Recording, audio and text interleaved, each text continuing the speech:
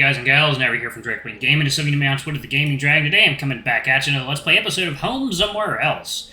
So before we jump into it, just wanted to let y'all know that our Patreon is now up for as little as $5. Y'all can help support the channel, get some awesome rewards like permanent access to our community Discord server and full access to upcoming not safe for work videos. Anyway, let's go ahead and jump right back in. Alarm changing, we're up and let's go. Alright. Thanks! This is so weird. Is he copying you? He's gotta be, right? You lift a hand up and sure enough he does the same exact same thing. You scrunch up your nose and cross your eyes and he does his best to copy, but he seems to make himself dizzy. You've gotta admit, this is kinda adorable. Why are you copying me, kid? Tony! Yes, that. Because it's funny and you look like you need to smile. I do? Yes, Chad, absolutely. Wanna hear a joke, mister? It's Chad, and, sure, why not? Okay, so, give me a second. The small cat scratches his chin, racking his brain while trying to remember something good. He can't help but smile. He's really searching for the perfect joke to tell you. You can see a light bulb over his head spark to life as his eyes widen. Got one for you. So what part of a car is the sleepiest? Under normal circumstances, you'd give up immediately, but he must have pulled out his grade A material considering how long it took to devise this riddle. Maybe it's the back seats, because you can sleep on them, or maybe... Gotta give it some thought, but you end up pulling a blank. You really can't think of a proper answer. Is it the car doors? Nope, it's the wheels, because they're always tired. He puts the biggest grin you've ever seen before playing a set of air drums. You stare at him with a blank expression. Dude, smile. Smile, you bastard. Okay, it was kind of funny. You end up snorting a little before finally chuckling. He beams with joy, having accomplished his mission. Good one, kid. Right as the young boy is about to speak, he lets out a heavy sneeze, then another, followed by a third. He goes quiet, pressing his nose against his jacket, sniffling and shivering for a couple seconds. Before he can say bless you, he bounces back to his chipper self. It's Tony, and thank you! So, why are you out here in the rain, mister? It's Chad, and, well, it's not that I'm here because I want to, it's because I'm homeless now. Really? That's awesome! You tilt your head, confused, the small kitten in front of you seemingly naive to the severity of your situation. But again, he can't be more than 10, and sometimes ignorance really is bliss. Heh, why do you think that, kid? Tony! Because there are no rules, and you can do whatever you want. Like eating ice cream in bed. Or play Fortnite instead of taking a shower before going to school. You don't have to have someone that tells you what you have to do all the time. He has a small, pouty face. You mean like your parents? Yeah, exactly. Mostly my father. A sharp sneeze erupts from the kitten. It's a little worrisome. He has a decent enough jacket, but his hair and ears have been getting poured on. He shakes the cold off once again, smiling like before. My mom is the bestest. At night she tucks me in and reads me books, but not dumb kid books. Teenage books, so long as they aren't too violent, though, like Furlock Bones.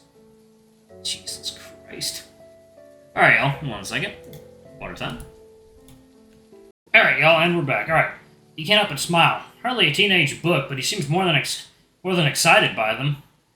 Also, when I get ready for school, she makes me lunch, but guess what? What? She draws on the bags, every time, without missing a single day. She usually draws some hearts and kittens, and I used to get made fun of for it, but I don't care. Maybe I should just do like a more childlike voice. He's so ecstatic about seemingly little things, but maybe those are the things that matter the most. The kid's enthusiasm and happy face slowly raise your spirits up surprisingly, even though you don't know him, you can't help but smile. She sounds like a great mom. Speaking of which, where are your Anthony! You hear a scream coming from your right. Tony makes a small jump back and puts his hands on his cheeks in overly dramatic terror. Holy pepperoni, they've got me! Hey, wait a second, kid. Tony, and sorry, mister, but I've gotta run. Take this. But, mister... You swiftly take off your hat and put it on the kid's head with a smile. He smiles back with stars in his eyes. I don't want you running around in the rain without a hat. You might catch a cold. He's jumping with joy, holding the hat in place while doing so. You've never seen someone so grateful for a gift in your life. Wowies! Thank you so much, mister! Chad. Yes, that. Alright, gotta go. Bye, Mr. Chad. Bye, Tony. He watches as he begins to bolt, waving back to you with a smile. You send a smile back, your chest feeling a little flicker of joy for the first time in a long time. Seeing him so full of life makes you remember what it was like before everything went to shit, but only for a split second. He's like a walking serotonin dispenser.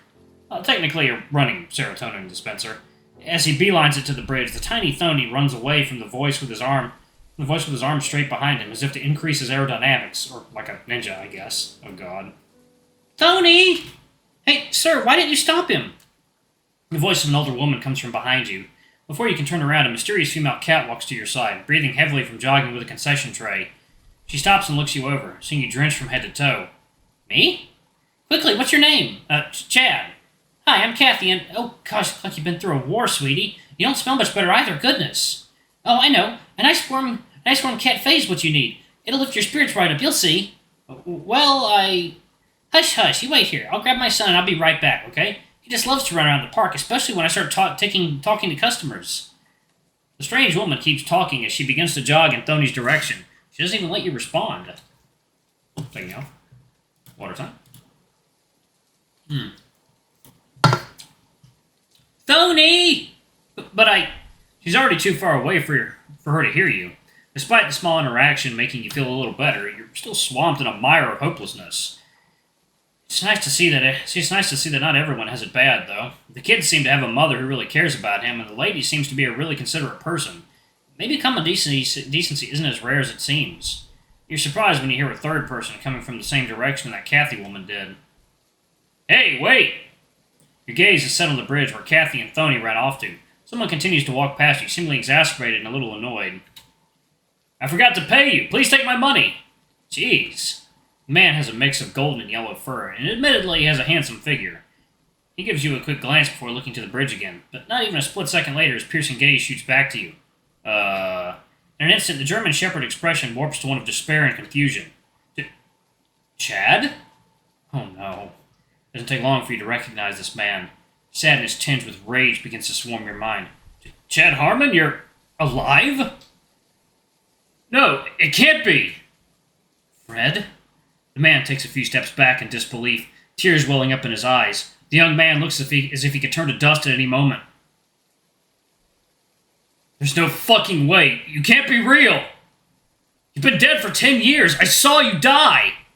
The German Shepherd now stands there, dumbfounded and heartbroken, clenching a pair of old dog tags. His tears and sobs intensify by the second, and there's nothing you can do to stop it. The memories begin to rip you apart. The smiles you both shared makes you want to scream, be it in agony or anger. You're not sure anymore. What the fuck? Whoa, what was that? Interesting. Someone's watching. The storm continues to pelt you with the rain as you sit there, motionless, your long-forgotten acquaintance being consumed by grief. He's grabbing his chest as soon as he falls to his knees, almost as if his heart was literally breaking. He's doing his best to stop his sobs, but he can't seem to control the floodgates.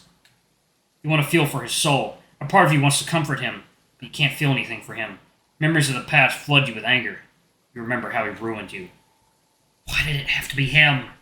You do your best to look away, as if he wasn't even there. Chad! You see him slowly stand up from the corner of your eye. He slowly moves towards you. Chad, it's you, isn't it? It's gotta be you. I know it's you. His voice is tender and broken. Where have you been? Are you okay? Say something, please. You look at him for a second before turning away from him. Sorry, you've got the wrong person, pal. Chad, I've been so worried. Where are you? I don't know you, okay? So fuck off. So you know.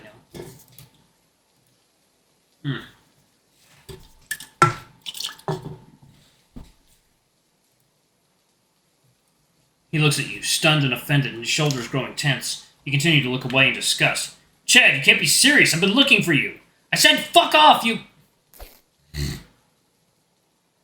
Oh, God. Before you can even take another breath, he grabs you by your muddied shirt and lifts you off the bench single-handedly. Hey, what the fuck? You try to pry his hands open with your own, but he has an iron grip on you. You can hear your shirt ripping under his clawed hand. Now's not the time to screw around, Chad. Let me go, man. I've spent every single day looking for you, hoping that maybe, just maybe, you could be alive. I've moved heaven and earth trying to find you for 10 fucking years. Yeah, but you don't know all the pain I've gone through. You'll never know all the grief you've put me through. Those last few words ignite hateful rage inside of you. Go fuck yourself! Talking about the grief I've put you through, you've got to be shitting me! Excuse me? You may not think you're right, but you've only said one correct thing so far. You did see Chad die 10 years ago. He's gone. He's been gone this whole time, and he's never coming back. So you better get over it. You little... You ready your fists. There's only one way this will end. Now get your disgusting paws off me! You deliver a haymaker straight to his jaw with as much force as you can. The punch lands, and Fred instantly lets go of you, stumbling back a few steps. Hey, what's happening over there? You hear Kathy's voice coming from the bridge. Fred is just standing there trying to collect himself. You stare down at him, unsure of what he might do next. You expect something more drastic from him, but he just looks at you, completely motionless. I guess you're right. He covers his face with his hand, trying to hide his tears from you. His tears hit the ground, and soon small drops of blood flow. The red mixes with the rain. I see you're not that Chad anymore. Not the sweet little Chad I knew, right?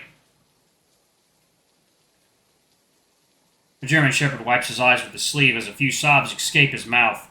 He does his best to avoid the bleeding gash on his cheek. Please do me a favor. Take this money. Give it to the cafe lady over there. He reaches his hand out to you, presenting a few bills and coins. Those cafes are pretty great. You should give it a try. Huh. I can't let them see me like this. If Chad ever comes back, please let me know. You rudely snatch the money from his hand. Fine, just get out of my sight already. I'm fucking sick of you. Fred looks at your eyes one last time. He's met with nothing but anger. It seems he's lost his will to fight, only looking at the ground before walking away. You turn your head to see him making his way out of the park. A sigh escapes your clenched jaws as you begin to calm down. What the fuck was his problem? Why did he grab me like that? You can't help but look around and ball your fists, still partially riled up from the adrenaline in your system.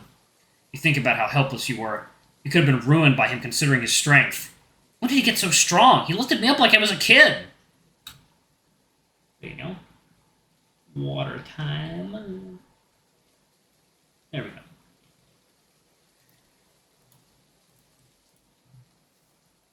Last time I saw him when we were still kids. You clench your fists tight enough for your claws to dig into your palms.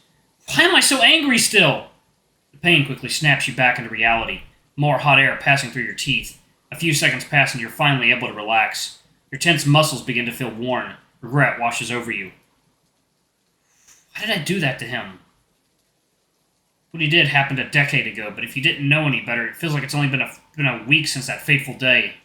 You turn around once more to see Fred in the distance, his silhouette beginning to fade from view. Hey, wait up! You have to pay for that cup! Huh? Your head whips back to see the tiny Thony, and you're certain. And who you're certain is his mom, both of them rushing in your direction. The small kitten dabs at you as they both run past you and towards the German Shepherd. Hey, ma'am, wait up! I have his money here, don't worry! You wave the money at them as they quickly turn around, seemingly relieved to see it. The mom sighs as she catches her breath, walking back to the bench. He gave it to me before he left. Apparently he had an appointment or something. Here you go, ma'am. She accepts the money with a grateful smile and a tilt of the head. Why, thank you so much. You know, you probably could have just taken the money and run. We wouldn't have been able to catch you by now. The thought that they'd see you as a lowly criminal willing to steal from a mother and her kid made your heart sink more than you'd like to admit it. Mom, don't say that about Mr. Chad. He's so cool. Sorry, I don't mean to assume. It's just that it's happened to us many times. Alright, I'm going to go ahead and pause it right there. Thank you all so much for watching. Don't forget to like, comment, subscribe, ring that notification bell, and check out our Patreon if you can. It always helps. Before I go, I'm going to give a quick shout out to our lovely bronze tier patrons. Thank you all for all you do for the channel. We greatly appreciate your support. And thank you to our silver tier patron, Cade Silvermoon. Thank you for going a bit above and beyond. It's greatly appreciated. And thank you to our gold tier patron, Amr. Thank you for subscribing to our ultimate tier. We love you. You're awesome. We hope you enjoy your new icon. Anyway, if y'all want to get your names in the credits as little as $5, and you get access to our Not Safe for Work content. Anyway, I love you all, and I shall see you all in the next video. Bye-bye!